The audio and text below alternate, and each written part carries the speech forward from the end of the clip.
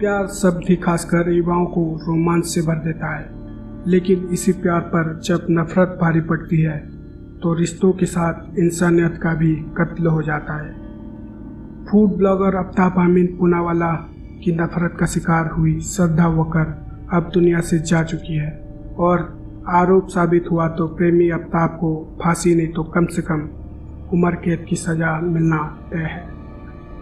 नमस्कार दोस्तों, आज के इस टॉपिक में बताने जा रहा हूँ कि कैसे एक लव स्टोरी कुछ सालों के बाद एक भयानक हेड स्टोरी में तब्दील हो गई और इसका अंजाम मुंबई की श्रद्धा वकर की दर्दनाक मौत के रूप में सामने आया। अंजाम भी ऐसा कि आफ्ताब ने श्रद्धा को न केवल बेरहमी से मारा बल्कि उसके बॉडी के 35 टुकड़े करके दिल्ली के जंगल में कई रातों तक फेंकता रहा।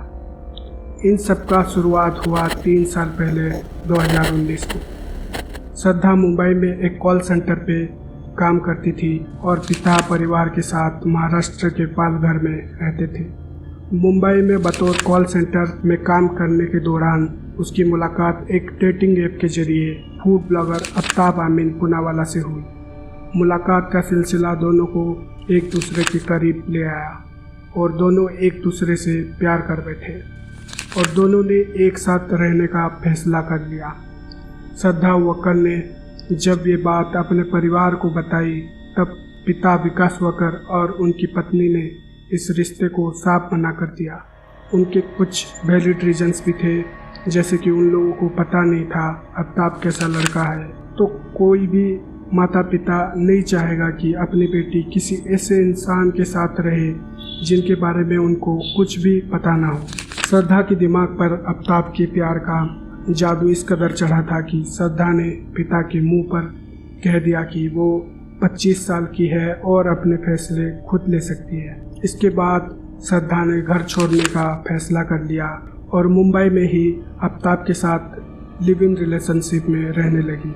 पिता के साथ बेटी के रिश्ता खराब हो गए, बोल चाल तक बंद हो गई।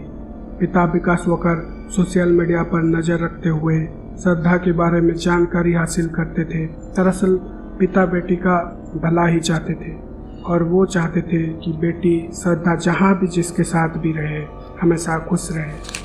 आफ्ताब और श्रद्धा पहले मुंबई के नया गांव और बाद में वसई में रहने लगे थे। 2020 में श्रद्धा की मां की डेथ हो गई, तब श्रद्धा अपने पिता से मिली। इस दौरान उसने बताया था कि आफ्ताब ने उसकी पिटाई की है। इस बात को सुन के पिता ने बेटी से घर रुकने को कहा। उस दौरान आफ्ताब वापिस आके श्रद्धा से अपनी हरकतों के लिए माफ़ी मांगता है और फिर दोनों फिर से साथ रहने लगे। मिली जानकारी के मुताबिक आफ्ताब स्वभाव से ही गुस्सैल है। बाप और बेटी के बीच की दूरी भी आफ्ताब की वजह से बढ़ी।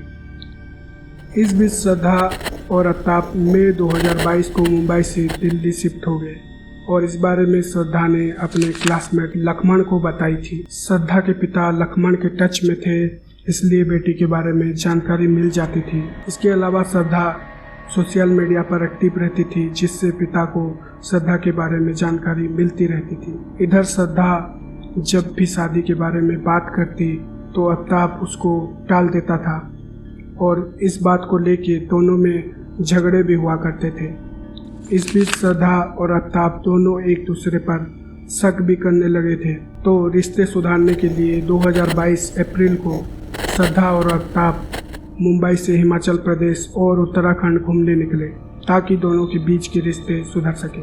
इसके बाद 2022 15 मई को मेहरौली के छत्रपुर पहाड़ी इलाके में आफ्ताब ने किराए पर एक फ्लैट लिया और फिर दोनों वहां शिफ्ट हो गए। इसके 3 दिन बाद 18 मई को फिर से उनके बीच झगड़ा स्टार्ट होता है और आफ्ताब गुस्से में आके श्रद्धा की गला दबाकर मार डालता है। इधर बेटी के हत्या से अनजान पिता विकास वकर सोशल मीडिया पर नज़र बनाए हुए थे, जहां पर खुद आफ्ताब श्रद्धा की सोशल मीडिया हैंडल करते हुए ऐसे जाहिर करता था जैसे कि श्रद्धा उसके साथ है। पिता बेटी से जब भी कांटेक्ट करने की कोशिश करते मोबाइल स्विच ऑफ आता था। इससे परेशान पिता वकर ने बार बार बात करने की कोशिश करते रहे, लेकिन कांटेक्ट नहीं हो पाता था। उनको लगता था कि बेटी श्रद्धा बात करना नहीं चाहती होगी। सितंबर को श्रद्धा की एक सहेली ने पिता विकास वकर को बताया कि पिछले 2.5 महीने से श्रद्धा से उसका कोई कांटेक्ट नहीं है। इस पर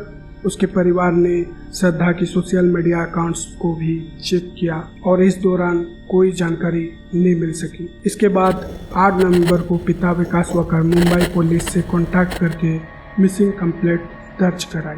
शुरुआती जांच पर श्रद्धा की लास्ट लोकेशन दिल्ली पता चली, तो इसके आधार पर यह मामला दिल्ली पुलिस को ट्रांसफर किया गया। दिल्ली पुलिस के जांच की कड़ी में आफ्ताब के सोशल मीडिया जांचने के दौरान ही पूरी जानकारी हासिल की। शक होने पर पुलिस ने आफ्ताब का पता लगाया और उसे अरेस्ट कर लिया गया। आफ्ताब से सख्ती से पूछताछ करने पर आफ्ताब अपना गुनाह कबूल कर लिया। पुलिस की पूछताछ करने के दौरान एक ऐसा सच बाहर आए जो कि दिल दहला देने वाली थी। आफ्ताब ने बताया कि 18 मई को उसने श्रद्धा की गला दबा के हत्या की और फिर बाथरूम में ले जाकर बॉडी के 35 टुकड़े किए, जिसको करने में 10 घंटे से ज़्यादा का समय लगे। उसी दौरान वो ऑनलाइन फूड वगैरह मंगाता, दारू सिगरेट खाता पीता, फिर बॉडी को टुकड़े करने बैठ जाता और सबूत छिपाने के लिए एक 300 लीटर का फ्रीजर खरीदा और बॉडी पार्ट्स को पॉलीथीन में डालकर फ्रिज पर रख दिया। उसके बाद रात को 2 बजे के आसपास मेहरौली के जंगलों में बॉडी पार्ट्स को एक एक करके फेंकने जाता था। उसने ये भी बताया कि ये सब वो एक वेब सीरीज देखकर सीखा और इस काम को अंजाम दिया। इसके कुछ दिन बाद आफ्ताब गुरुग्राम के एक कॉल सेंटर में काम करने लगा। इसके साथ ही डेटिंग ऐप से फिर एक लड़की से मिलता है और घर लेकर आता है। इससे ये पता चलता है कि आफ्ताब को कोई भी गिल्ट नहीं था, पूरा साइको बन चुका था। अगर ये पकड़ा नहीं जाता तो इसे एक साइको सीरियल किलर बनने में देर नहीं होती। खैर, अब ये धारा 302 हत्या और धारा 201 अपराध के सबूतों को मिटाने के लिए मेहरौली पुलिस के गिरफ्त में है। पुलिस इन्वेस्टिगेशन अब भी चल रही है, इसके और भी खुलासे होने बाकी है। ऐसा नहीं है कि श्रद्धा को हिंट ना मिला हो। आफ्ताब मारा पीटा करता था, रिलेशनशिप के दौरान दूसरी लड़कियों से संपर्क रखना, जो कि पुलिस जांच के दौरान पता चला था उसके चार्ज के जरिए। पिता ने मना किया, परिवार ने मना किया। वक्त रहते अगर संभल जाती तो श्रद्धा आज जिंदा होती। तो दोस्तों, क्या आप लोग भी ऐसे ही प्यार में फंसे हुए हैं जो कि बात बात पर झगड़ा करना, शक और संदेह से भरा हुआ है? तो दोस्तों, सतर्क रहो, अभी से आदत बदल डालो, नहीं तो पार्टनर बदल डालो। अगर ये वीडियो पसंद आए तो लाइक शेयर और सब्सक्राइब करें। मैं फिर से आऊँगा और एक न्यू ऐसे ही टॉपिक के साथ। तब तक बाय बाय गाइस।